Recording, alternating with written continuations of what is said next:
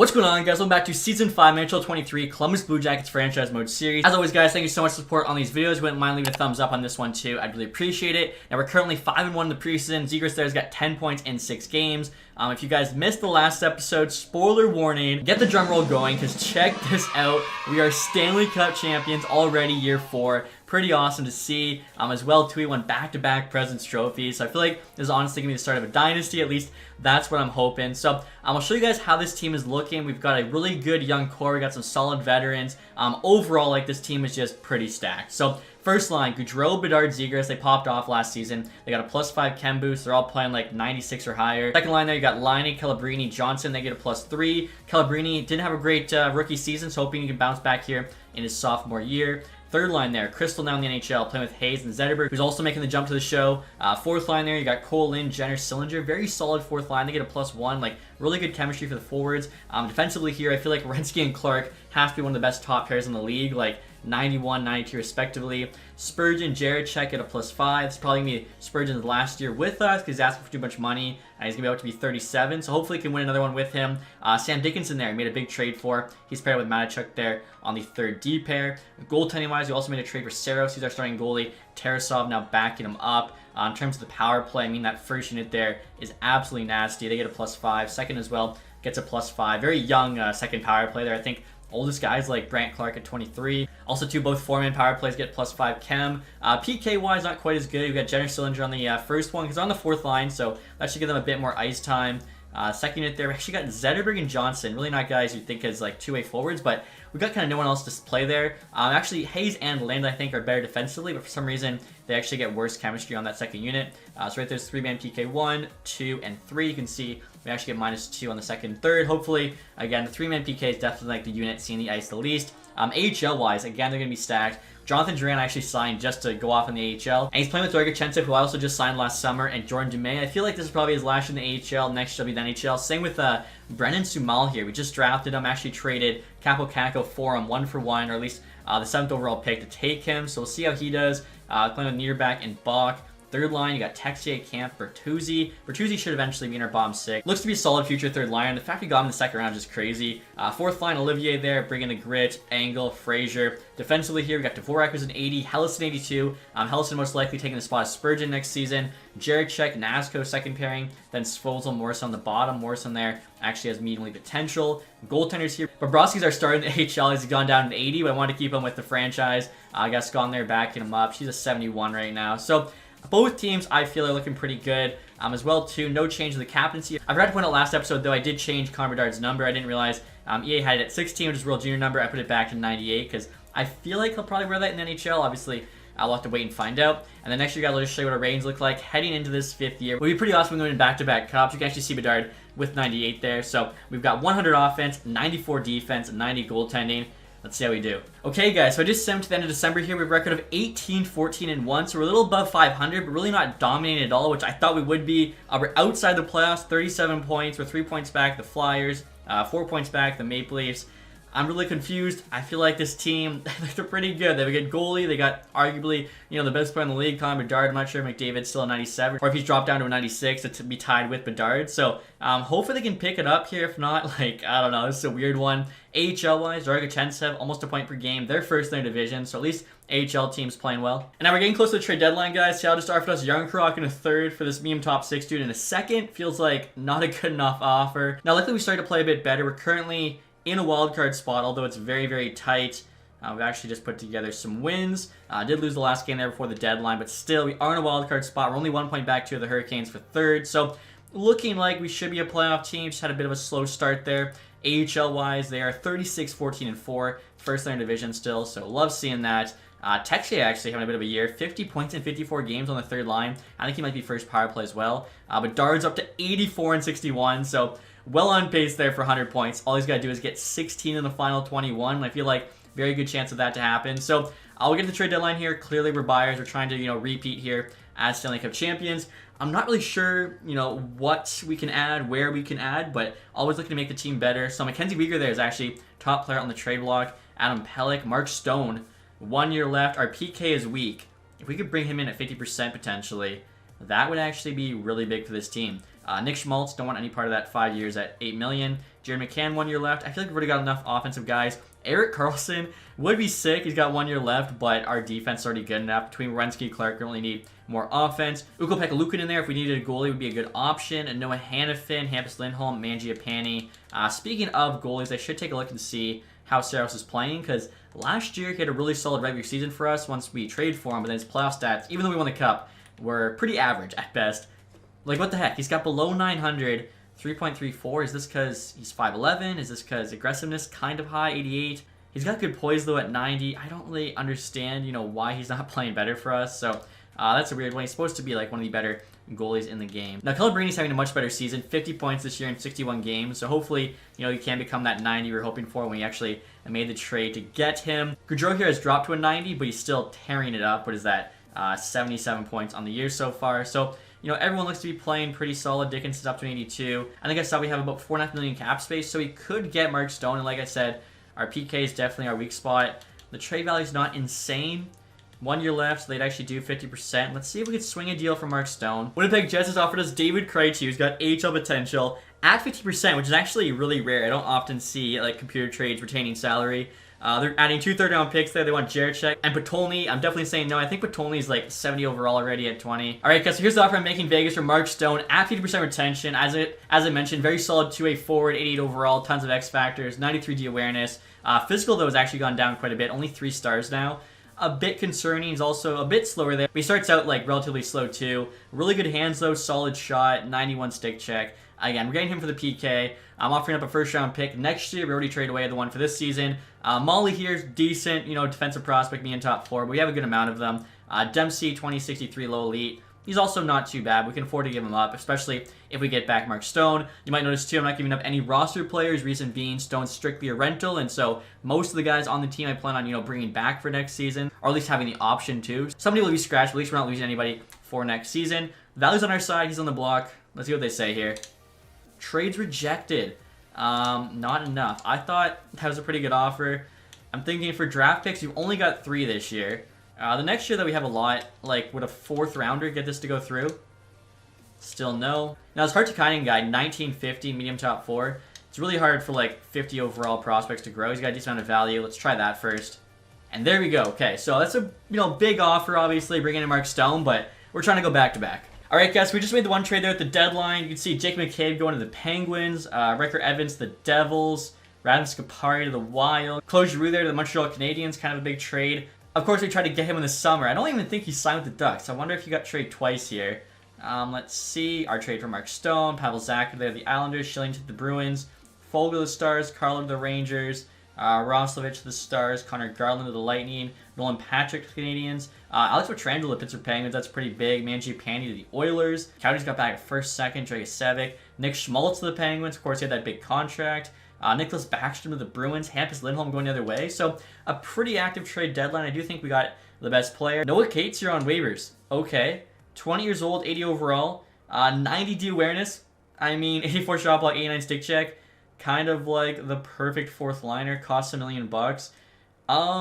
I don't really see a spot for him this year, but definitely next year, and he should just go right to the AHL, which obviously isn't accurate to real life, but in this game, that's how it works. And now after the trade deadline, guys, check out this forward group. Are you kidding me? +5 for the entire top 9. I've actually got Stone on the second line there, playing with Calabrini and Johnson. And then we've got Crystal, Zetterberg, and Laine on the third line. Reason being, Laine's been decent, but not amazing. What is that there? 42 points. Playing with Zetterberg was a great playmaker. Crystal on the other wing should still do fine. 4th line's absolutely stacked now. Sillinger, Jenner, Hayes. Are you kidding me? It's got to be best 4th line in hockey. And on top playing second line right wing, I've also got Mark Stone on the second power play there on the left side. Like I was mentioning before, he's got a solid shot. As well, too, of course, on that first PK, playing with Boone Jenner. So hopefully, they can shut it down. And because we brought in Stone, right now, Colin scratch. Luckily, though, we actually got him signed league minimum for next year as well. And then speaking of next year, we could potentially have Noah Cates on that 4th line. Again, 90 D awareness, that's an absolute steal on waivers. All right, guys, so we're now the season here with a record of 48, 32, and 2. So a little shy there at 50 wins. Surprisingly, not too many OT losses. And even with 98 points on the year, we still only got the last wildcard spot in the East. That's crazy. We did have 7 more points than the next best team in the Bruins, but still, 98 you'd think would at least get you,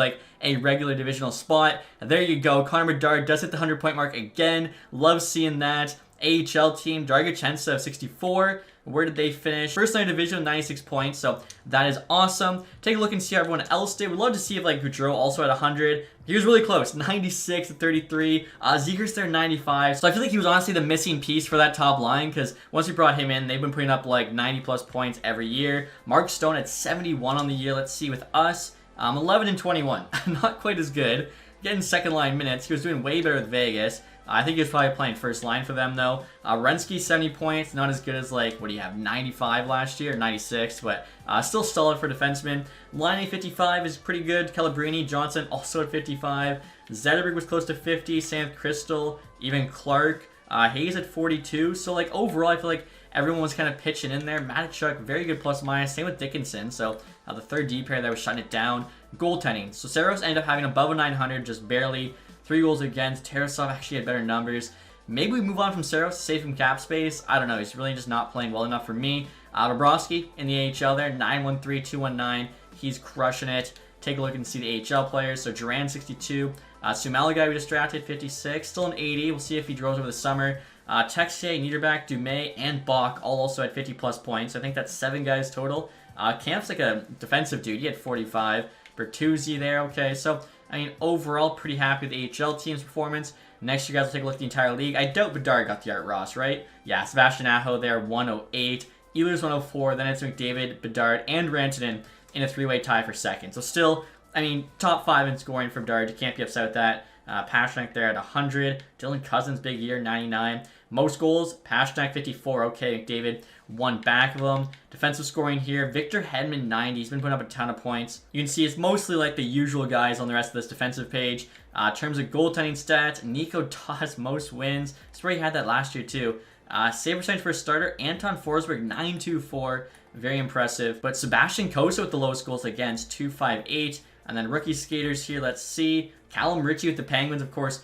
We traded him to Pittsburgh. 68 points on the year, 80 overall just now. Breaking into the NHL, he'll definitely jump up in rating. And look at that, you have Gavin McKenna there on the Blackhawks. 59 points his rookie year, minus 21. So it doesn't even look like he's winning the Calder, which kind of sucks. Also, too, I should point out Alex Zetterberg, of course, on our team, finished 6th in the rookie scoring. Crystal there finished 7th. So, I mean, playing third line, I think that's pretty impressive for both of them. And so now look at the entire league here, guys. The Devils got first place, 114 points. I am curious to see where we got in the league. I mean, okay, we were top 10 team in the league, and still we had a wild card spot. Like, that just shows you our division is stacked. Boston Bruins there at 13, missed the playoffs. Ottawa at 16, geez. That is tough to see. Last place in the NHL, Montreal Canadiens there, 67 points. Goals for, we were first place, 310. So our team's high scoring. Goals against, the Red Wings actually had the best. We weren't even at the top of the page. Nor we were a bad team, though. So our goals against was in the middle, which I think falls on Saros because we have solid defense. Actually, better than solid. Like, we have very good defense. So, yeah, might look to move Saros this summer. First on playoffs, guys, we got the New Jersey Devils. So, let's see what that roster is looking like at this point. You can see Byfield there, still with the Ducks, of course. Do not regret that trade. We got back Zegras and Terry. Such a good deal for us. So, Devils here actually got to Brinkett, playing with Hughes and Brown in the first line. That's nasty. Holtz, Mercer, Myers also really solid. So, their top 6 looks really, really good. Foote, Hischier, I mean, that's got to be the best third line side in the league. And Coyle, Silverberg, Veleno, Anderson. Defensively here, Siegenthaler, Nemec, Hamilton, Evans, Severson, Marino. I do remember they traded away Luke Hughes, which is kind of crazy. Goaltending, they got Dawes, and then 69, Ty Young. Jeez. Even though Dawes in 83, he had the most wins in the NHL this year. So, of course, he finished 10th in the NHL and still have to face the President's Trophy winners in the first round. But this is how it is sometimes. So, Game 1, 4-3 OT win. We take that. 5-4 loss.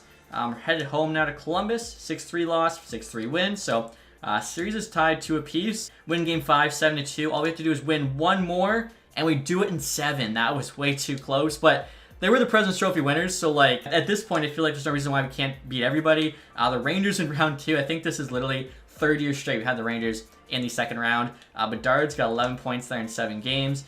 Rangers, I think, like looked more or less the same on the last couple years, but we'll see if they made any big changes. So Panarin's advantage at Lafreniere. Marchenko there, of course, from us. He's an 85 for them. Trocheck, Offman, Hiddle, Danielson, Kreider. Stenlund there, another former Blue Jacket. Suter, Cooley. Defensively, Miller, Fox, Carlo, Kuhlman's another one of our players. 70, Carcillo, and Murphy. Okay, when the bomb D pair is out, go after this guy. Are you kidding me? Put Gaudreau, Bedard, and Zegras on the ice when this guy's out there. Come on. He's like a low-end AHL player. Of course, they have a 94 Shesterkin, though, in net in front of them. I think last year they had Logan Thompson, so they got a slightly worse backup now, but it doesn't really matter in the playoffs. So here we go, guys. First 2 games in New York, Madison Square Garden. Let's see what happens here. 5-3 loss, 2-1 win. I mean, I'll go 1-1 with the Rangers. Headed home now. 5-1 win. Game 4, 3-1 loss. So 2-2 just like last series. Game 5, pivotal, 5-3 loss. Okay, can we force Game 7? We can. Now the question is, can we win Game 7 in New York? Let's see. 2-0 lead for them. Trocheck, Marchenko. 4-1. Bedard's got the lone goal. Probably all she wrote. 5-2. Okay, so, I mean, we got the better of them the last 2 years. Unfortunately, this year, they get the better of us. But that's all right. I mean, second round of the playoffs, we had a stacked team. But in this game, the playoff sim, you can only get lucky so many times. Also, guys, I just realized while editing, our former players popped off against us in Game 7. Marchenko had 2 goals there. Kuhlman's also added 1. Like, come on. Now, the AHL team, they're actually playing the Phantoms here in the conference final. So I'll just sim through this. And we got San Jose Barracuda now in the Calder Cup final. And we're up 2-0. Are you kidding me? Let's see. And they take it. They sweep for the Calder Cup. Let's go. Let's go! I feel like people probably don't need to see like the Calder Cup cutscene. It's kind of lame. It's like basically the Stanley Cup but worse. There we go. So even though we didn't win the Stanley Cup, we got our first Calder Cup. Minnesota Wild, they're actually Stanley Cup champions this year. So pretty decent year all in all. Nashville there, 7th overall pick from Dallas. Islanders jumped from 12-2. That is insane. 2027. I can't think of like anyone that be at the top of the draft. So hopefully they get a good created player. TacTixHD over point per game in the playoffs. That's awesome to see. Johnny Gaudreau as well, over point per game. Let's see if Saro showed up for us in these playoffs, because if not, that's a point of concern. Zegras is over point per game. Bedard was, just on. Stone played well. Johnson, Clark for a D-man. Same with Werenski. 906, 297. So, like, decent numbers, but when you have a 90 overall goalie, one of the best goalies in the league, you expect more. The Wild there beat the Avs in 7, Sharks in 6, Oilers in 7, and then the Rangers in 7. So, they definitely earned it. They played literally 1 game shy of the maximum amount of games you can play in the playoffs. Kind of maybe wish the Rangers won because we could say we lost the champions, but that is all right. Looking at the individual awards here, Sebastian Aho, of course, with the Art Ross. Also got the Hart Trophy, big year for him. Victor Hedman with his 2nd Norris in the last 3 years. Aho there also with the Lady Bing, he's cleaning up. Callum Ritchie, Calder. Marco Rossi, Conn Smythe. Sebastian Costa got the Vezina, let's go. Also got the William Jennings there. Mikey Anderson, Bill Masterton, back-to-back years. Seattle coach Jack Adams. Robert Thomas with the Selke, okay, let's go. Sebastian Aho also got Ted Lindsay. And then Pasternak there, Maurice Richard. So big year for Aho. AHL-wise, of course, taking home the Calder Cup. You love to see that. And as I pointed out, we also won our division. Individually here, Brad Lambert, most points. Svechkovsky, that was MVP. Pacioretty, most goals in the AHL now. Haino there, best rookie. Jones, best defenseman. Costanzo, best goalie. Let's go, he's a Spitfire. His potential's not even that great. I think it's like medium backup, so he must have just popped off. That's cool to see. TacTixHD there, MVP of the playoff. Maybe it's time to give him a call back to the NHL team. I just don't know if there's a spot for him. I think we have just way too much depth. Masse there, sportsmanship. Van de Sample, community involvement. And then Bobrovsky, actually, lowest goals again. So, I mean, Bobrovsky's probably going to retire after this season, but if he doesn't, maybe we could run him as the backup, Tarasov as a starter if we do trade away Saros. So Malkin calls it quits. He was actually with Vancouver. Bergeron with Winnipeg. There's no way. Probably retiring at the end of this year. Backstrom with Boston. Geez. Taze, Krejci, Stastny, Corey Perry there, David Perron. John Carlson actually stayed with Washington. Couture as well with the Sharks. Pacioretty, Braden Shen, TJ Oshie. I mean, honestly, a lot of big names there retiring. Goaltenders, Kemp. Bobrovsky's not retiring. Kemper there, Reimer, Allen, Talbot, Bernier. All right, so yeah, maybe we do something with Bobrovsky. I feel like that'd be pretty cool. So next year, guys, we're getting to the draft. We're not going to have many picks, so hopefully, our scouts found some diamonds in the rough. We can get in those, like, mid to late rounds. I don't even know, like, first overall, yeah, just a standard medium elite. I actually got a couple of Germans there. Kind of cool to see. So I got 2 gems in the top 5. Outside of that, we've got a guaranteed medium elite goalie, 51. We have a second-round pick. Hopefully, it'll be around that spot. We've also got a goalie there with a small chance of high elite going 95. I feel like he's probably going to end up being like a medium starter, but you never know. Now we got a guaranteed low elite defenseman, 128, and a guy that could be 374. Literally, you could get the last pick in the draft and take that guy. And now next year, guys, we're going to see if we can trade the Steiny rights from Mark Stone back to Vegas. Basically, thanks for the rental. Give us a 4th-round pick. You can have him back because we cannot afford to keep him. And they reject that trade. Feel like, I like to trade him to Vegas because they're in the West.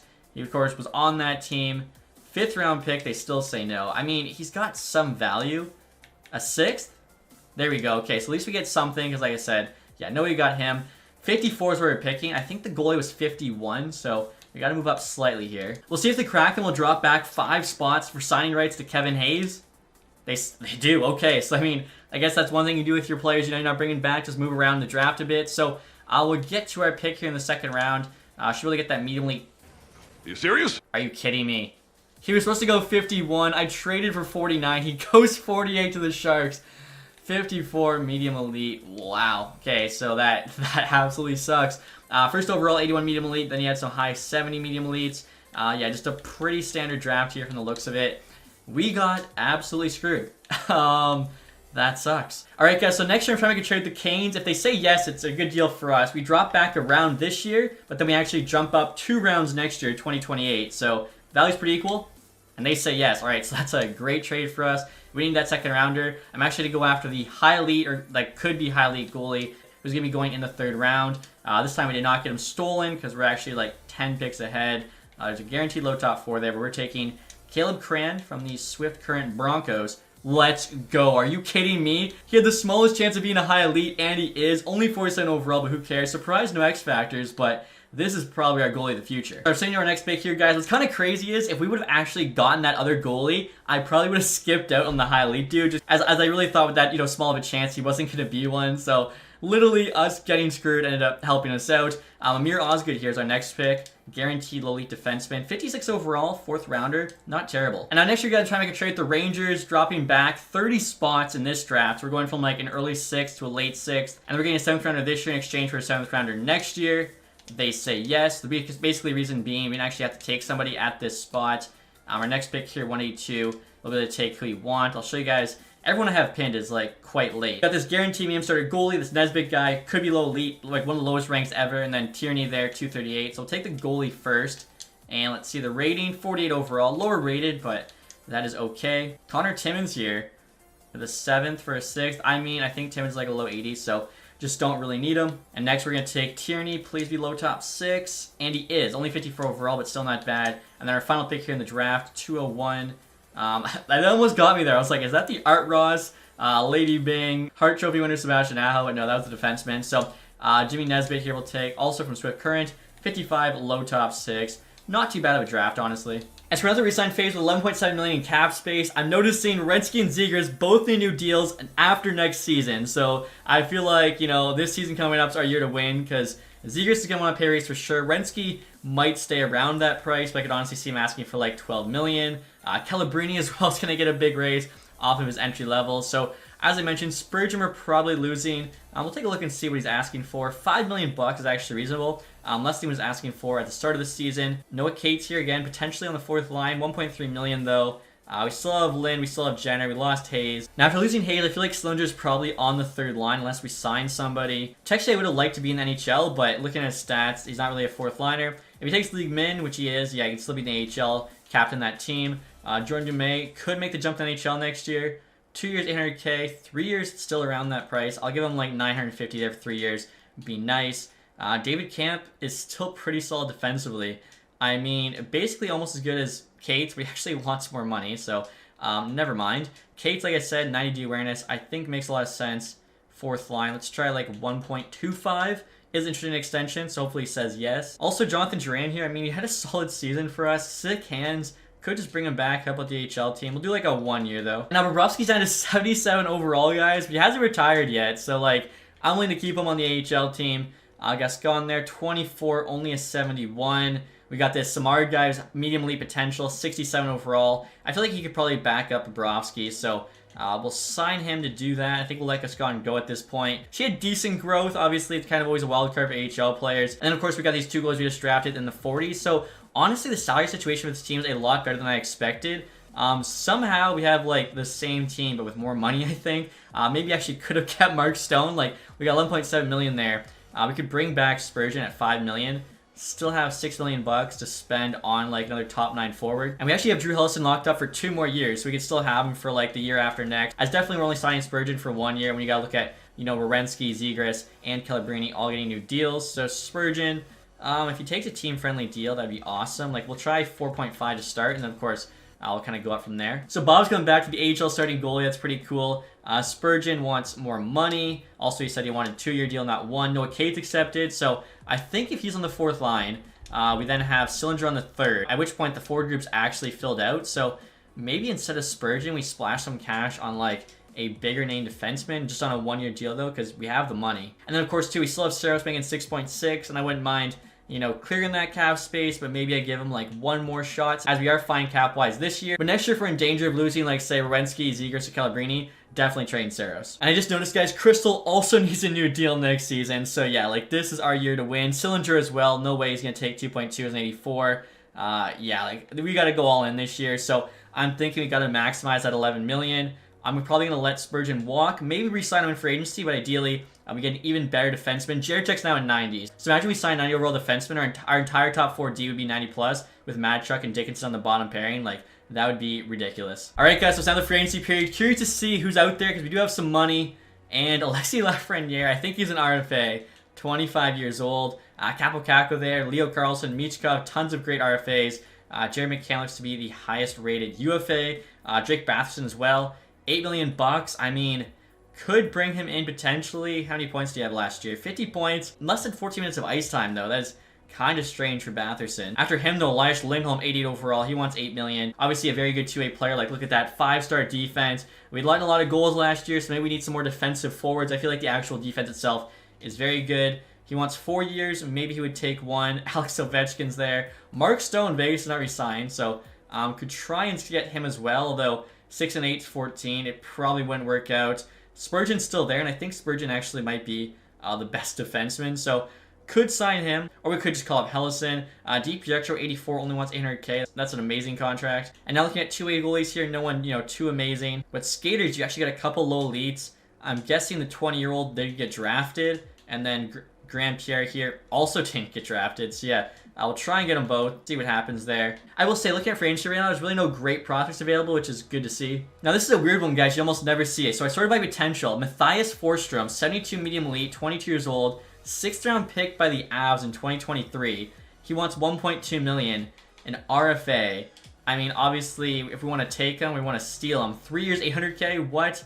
Obviously, there's a chance he never grows, but I think it's worth the risk. So at 5 years, his ask actually goes down, but it doesn't really affect what I'm doing. I'm going to offer like 2.25 because you can bury half of that. You can probably trade that away. We got 5 years left. They'll get a 3rd round pick. They're not willing to match. They do match. Obviously, they're just having to pay a prospect more for letting them, you know, get to this point where other teams can make offers. So we'll see what happens there. Now, in terms of free agency, guys, I've actually found 2 players I'm going to target. The first, Elias Lindholm, just so good defensively. I mentioned our PK needs to be better. We need to stop, you know, scoring. So I'm going to do 1 year, which might make it, you know, kind of tougher to pull this off.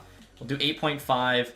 I guess we could probably do a bit more. Let's try like 8 let's try 9. I think because he's taking over for a $1 million player, this will work. Because I also want to make an offer on Philip Deneau here. Just another solid, you know, 2-way player, 4.5-star defense there. Basically, I'm just thinking our PK needs to be better. 1 year, we'll offer him like 3.75. If either of these guys say no, we could look at, say, getting another defenseman, but I think the defense is good enough without Spurgeon. Again, calling up Hellison. You got Sam Dickinson, who's going to be even higher rated next season. Like, they'll be okay. But really want to work on overhauling that penalty kill. Wow, always making us a big offer. Zach Hyman in a 4th, but they want Bertuzzi, Tierney, who actually doesn't really matter, and Cates. Obviously, Hyman, why trade for him when you're getting the free agency? You can just sign guys. Just got a new goalie coach. For some reason, like every year or two, your goalie coaches just retire. It doesn't make any sense to me why they do it. No other coach it happens to. Roche there, so I think he was one of the low elites. Same with Grand Pierre. We got both of them. I honestly was expecting just to get one. We'll wait here and see. Forsstrom accepted as of now, so that's going to be like a weird thing. See what the Avs do. Closure being offered to us by the Canadiens with a 3rd for Bertuzzi and a 2nd. If we miss out on Lindholm, I wouldn't mind exploring that because obviously I wanted him last summer. Lindholm said yes, let's go. So that's a huge signing. Again, it's a 1 year while we have the money. I think he's really going to help the team. Philip Deneau appreciates the interest. We want the Ottawa Senators. That is okay. Lindholm, of course, the better player. So I think we'd still have like $4 million in cap space. Never mind. We actually have $1 million right on. Oh, I think it's because of the $2 million on that prospect. I guess we couldn't have afforded Deneau anyways. Avalanche there chose to match the offer. Okay, so they're probably not going to make any trades with us because we definitely did a bit of a dick move there, but, you know, that's their fault. And actually, guys, I worked out kind of well because I was looking here for another like defensive forward. I was thinking maybe Pavel Zacha, 84 overall, asking for just under 3. Same goes for Kopp there, Razika, Kane. But then I saw Iaffello, 33 years old, 83 overall. Look at his defensive stats: 92 D awareness, 91 stick check. Are you kidding me? The physical is pretty like average, but I mean for fourth line, for penalty kill reasons, I really want to get him. So we could do 2 years because it's like pretty cheap. He'll probably be fine. Let's try 2 years, 2.5. Hopefully says yes. After that point, we'd have about $1 million in cap space. Jeff Bertuzzi here accepted his qualifying offer. One of those guys randomly wanted more, and there we go. Iaffello said yes. So teams will be looking really nice next year. And after those 2 signings, guys, we actually have extra forwards. Cole Lynn, I feel, is just too good to be in the AHL, 82 overall. So I'm going to send him over to Edmonton, give him a chance to, you know, maybe play with McDavid. Or let's say yes. Alright guys, and now next year I'm doing a trade that kind of hurts, but I'm offering Sillinger to the Tampa Bay Lightning. Reason being, we have an extra forward. He's been stuck in the bottom 6, sometimes 4th line, sometimes 3rd. I feel like we've got a shot on the 2nd line somewhere, could actually potentially perform. So I'm going to give that to him, trade him away to the Tampa Bay Lightning. I'm getting back this Kip Hollweg prospect, really solid, 1976, medium top 4. Quick pick, tape to tape, 16th overall, 2026. I feel like the values there are pretty much spot on. Hollweg's on the block, they want Sillinger. Trades accepted. Okay, so again, tough to, you know, move on from Sillinger, but give him a chance there with Tampa, and we got a really solid defensive prospect back. All right, guys, for now the start of next season, I'm curious to see what some of these guys want for their extensions. Werenski was making 9.5. He wants 12, which is kind of what I expected. Zegras wants 14. Wow, so almost double. Also not interested in an extension right now. I mean, that's so much money. Calabrini wants 15 million. How many extension dollars do we have? We have 30, so we could get Zegras and Calabrini. We couldn't get Werenski. Calabrini will definitely have to like qualify. Lindholm we knew was a 1-year thing. Crystal wants 4.7. He could get better. Okay, maybe we honestly do this one right now. Let's try like a bridge deal. 2 years, $4 million bucks. Also, Jacob Dvorak here made the NHL, 83 overall. Thing is, we got some good young defensemen. $2 million bucks. We can probably have someone league min, so maybe we have him for this year and then trade him next season. And so yeah, looking at Calabrini, definitely not paying an 88 overall guy 15 million. We'll just qualify him and take the picks if it comes to that. Werenski, I mean, 8 years, 12 million. We definitely can't lose him. I think once Boone Jenner retires, he'll be the longest serving member of this team, but if he takes like 10-5 for 8, I think I'd be, you know, pretty happy with that. And then Zegras as well for 14 million. Like, he can't ask for much more, so you might as well just wait. And there we go, guys. Werenski actually said yes to 10-5. I didn't think he would. Crystal as well said yes. The $4 million bridge deal. So looking good. So far in the preseason, Bedard over 2 points a game, 7-3. I'm gonna show you guys what this team is looking like. We're gonna be even more stacked than last year, I think. So first line is still Gaudreau, Bedard, Zegras getting that +5. We now have Lindholm on the second line with Calabrini, Johnson. It kind of sucks. Calabrini's faceoff's not bad, 80. Lindholm's are better though, 85. You put him in the middle, gets a +3, even though his, you know, primary position is center. Don't really understand how that works. Lining on the third line there with Zetterberg, Crystal. Zetterberg's up to an 87. So I mean, our third line is as good as like most teams' second line. Our top 9, just with the +5 chem, should go off. Defensively, Cates, Jenner, Iaffello, they get a +2. Iaffello, 91 D awareness. Jenner does it all. He's the captain. Cates, 90 D awareness. They should really shut it down. Defensively, Werenski, Clark's our top pair. We now have Jarachek and Dickinson on the second pair. They get a +5. And then we got Dvorak and Matachuk on the bottom pair. Goaltending wise, Saros there starting, Tarasov backing him up. AHL, you got Bobrovsky starting now, 75. This has to be his last year. Like, he's pushing 40. The medium elite there, Samard backing him up to 69. Looking at the AHL forwards, you got TacTixHD, Yarchensev, Dumais, Sumal, Niederbach, Duran, Plekhanov, Angle, Bertuzzi, Olivier, Delbel, Belouz, and Frazier. Defensively here, Hellison's an 82, so he's leading that D-core. Jarachek still only a 78, hasn't really grown much, even though he's got high top 4.